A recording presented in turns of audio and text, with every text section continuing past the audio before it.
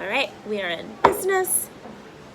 Hello, friends. I am here sunburnt to a crisp in Dominican Republic, and I just wanted to stop in and do a quick IGTV on a whim because I just had a conversation with Sydney, who just finished her very first Whole30 ever, and we were just talking about her experience and how I believe that Whole30s can tie into food freedom, and she agreed. So I wanted to kind of get feedback from somebody who just finished it and share it with you. So Sydney, come hither. Hey, followers. I hate when she does that. Do you actually? I mean, I like it. Okay. But, and of course, it's also like cocktail hours. So what are you drinking? Cheers. Cheers. I'm having a Campari Spritz. And I am like on the end of this skinny margarita with no sugar. But like we were actually just having this conversation. Like I don't do it out of like health reasons, the no sugar thing. I just genuinely don't like sweet drinks. Sorry, I'm just working on this here. Very professional. I just don't like sweet drinks. I think they're gross. Same. And this is like nice and tangy and nice and salty, and try to not be distracted by my like weird like, see the like non-burnt dots? Her anti-freckles is what I dubbed them. I don't know. So anyway, we want to keep this short and sweet. So just to get started, really quick, if you are not familiar with my concept of food freedom and how Whole30 kind of has played into that in my life, I do have a lot of blog posts on the topic, so you can head to hungryblonde.com to read those.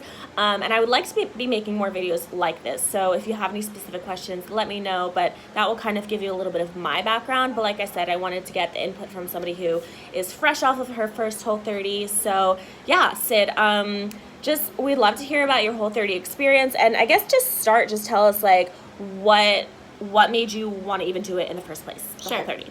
Fresh off a Whole30 straight to an all-inclusive hotel. No shortage of booze. Yeah, correct. So I chose to do the January Whole30. I honestly, over Christmas, a couple of family friends had said that they were going to do it. I was fresh off of an entire month straight of just like eating and drinking and partying for the holidays and like really fun, great stuff that I'm never not going to do. But I wanted a little bit of a reset after the first, and that's why I chose to do it. I chose to do that versus something else because of, honestly, partly because of Gracie's like support of the Whole30, just because knowing that it's not something that like I could mentally get, well, not necessarily, but something that was tied to food freedom, right? Yeah. Because I wasn't looking for a diet. I was looking for something that had an expiration date, and it just kind of worked for me. Yeah. And really quick on that note, one of the reasons I really wanted to do this is because when I mentioned that like that I believe that for me, at least personally, the Whole30 has led to food freedom, I get a lot of contention because Whole30 is something that has restrictions, which I feel like people don't even fully understand that it's not meant to be a full-time lifestyle, but we'll save that for another video. That's true. But yeah, I wanted to give an example of like how somebody else feels that way too, if that makes sense. So that leads to my next question, which would be, well, actually, let me, in like one or two sentences, what would you say were your favorite parts of Whole30 and your least favorite parts? Yeah. So my favorite part was actually knowing the expiration date, right? It was always like, I'm 2 weeks in 2 weeks I can have a glass of red wine. Like, it's going to be fine. There's an end to this. And just having kind of the whole reset, right? I was only consuming whole foods. I could have as many sweet potatoes as I liked, which was really nice. That's a big thing. With no guilt, right? Because I feel like potatoes, carbs, etc. The things that I did not like about it were, I didn't like having to take a month off my life, right? It's not a lifestyle like Gracie said, but it, like, my entire life in New York City pretty much is going out to dinner, going out to bars, drinking with my friends, like grabbing a spontaneous drink on my way home from work with my boss, whatever it is. And I couldn't do that. I was sacrificing basically a month of my life, which is fine. Another thing I did not like is I'm a huge sweets person, like Gracie, like specifically chocolate, like huge chocolate. They know. They know. Who, me? Hugh. I like doing this. It feels really like annoying, and I just can't stop. Come in. And I know that Whole30's really into like curbing, I think they call it your sugar dragon. I got like very reprimanded on a Facebook group for saying that I was eating a date with cashew butter. Like, you're not allowed to talk about that. Anyway, so I did find myself like trying to supplement this like sugar craving. And here's the thing, I'm not someone that like drinks soda or eats cake after meals. Like, I have a very healthy relationship with dessert, and I don't think there's anything wrong with indulging after a meal, like Gracie talks about all the time.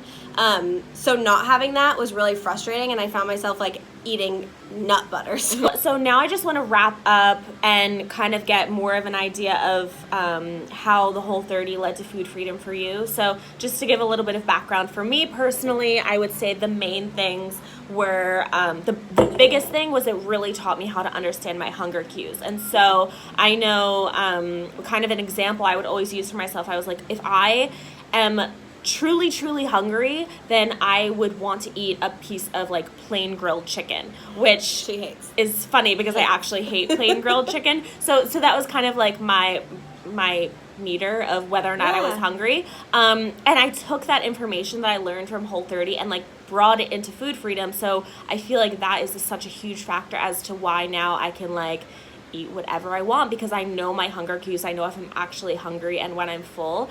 And the other thing I do want to say really quick, just going back to what you're saying about like not dropping 20 pounds instantly or whatever, I will say that if you are considering doing the Whole30 or dipping into your food freedom journey, you have to give up on the desire to lose weight. Like, it's the number one thing. It's so ironic and it's so annoying, but it's like the number one step, and you have to realize that your emotional and mental relationship with food is number one, and like once that is in place, your body will be like on the same page as you and will want to begin losing weight with you. But on that note, I just got so like hippy dippy. You did, which I'm not at all. She's not. I have crystals in my pocket. No, I'm sorry. That's not me. All right. So with that being said, in 1 minute, what would you say? How did Whole30 bring you closer to your food freedom? Totally. So, like I said, tracking the macros kind of taught me what I was consuming when I was, I had the restrictions that I was living within with Whole30, but within that there's so much freedom, right? You can eat whatever you want from these allowed foods, and I found that I was eating so much fat, which I just found ironic because I was under the impression that I was eating so healthy, right? So it made me realize like, oh, maybe I should be incorporating some more carbohydrates into my diet like going forward, because I really was looking to consume 40% carbohydrates. Right. Well, and just to clarify, like, we love fats. Like, we're not saying fats are unhealthy. Like, you're a big fan of fats. I was just eating so many. Like, if my objective was to eat 40% of carbs per day, 40% fat. No, 40% carbs, 30% fat, 30% protein is what I was, like, going for. And I was going up to 55% fat. Anyway, my takeaway is maybe protein straight diet is not, like, the number one healthiest way that my body wants to function. Which is like music to my ears, because I know this girl, I'm carb queen, and for the long, like, she's and like she's protein princess. Wasn't that hard to go to the princess? She's the protein princess, which I get it. I think it's all about balance, but to hear that the Whole30 actually made her less afraid of carbs was like the best news I could have ever gotten. Yeah, and actually plants do have a lot of protein. I love plants. I just learned. They're so special to me. Anything else you want to know? No, but I wanted to wrap this to 10 minutes, so we're going over. Oh, shit. As we would. Thanks to anyone that But you stuck know around. what? This is our first time at this, so maybe we'll... Give us a name. So, I'm finished. But we really enjoyed doing this. I'm going to speak for both of us, and I hope you guys did too. So I think we're going to make like a thing out of this, just like...